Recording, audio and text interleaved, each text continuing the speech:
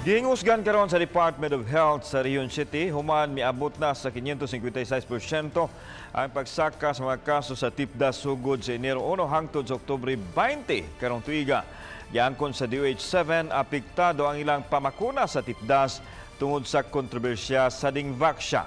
Si Chelo Valiena sa report. Gipasabot ni Dr. Jaime Bernadas, Regional Director sa Department of Health sa Rion 7, nga ang mga bakuna nga ihatag sa kabataan, giila nga mga bakuna aron kapugngan ang pagtakboy sa balatian. Pipila ni ini ang bakuna alang sa tipdas ug polio. Tumungon ta sa DOH-7 nga mapabakunahan ang 100% nga population nga target sa ilang massive vaccination. Iyang gitataw nga peligro nga takbuyan sa balatian ang mga bata nga wa mapabakunahi. Vaccine preventable diseases unsa man na. So mao na nga mga sakit nga atong malikayan kung makakuha kita o makadawat kita sa bakuna. Mas daghan usab ang mga kaso sa mga tawo nga takboyan sa tipdas sang mga dapit nga daghan ang mga nagpuyo.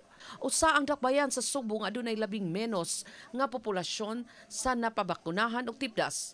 Matod ni Dr. Michelle Lynn Salata, Epidemiology Coordinator sa Cebu City Health Department, nga 40% lang sa ilang target population ang nabakunahan sa tipdas. Aduna pay 60% nga gikinahanglan nga ilang mapasabot sa kaimportante sa bakuna.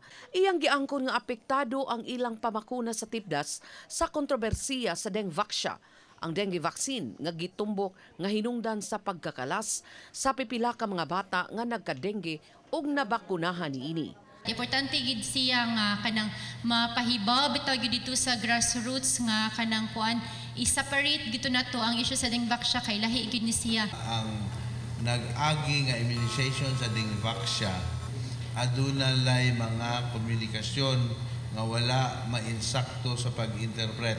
Chelo Valiena, Balitang Bisdak.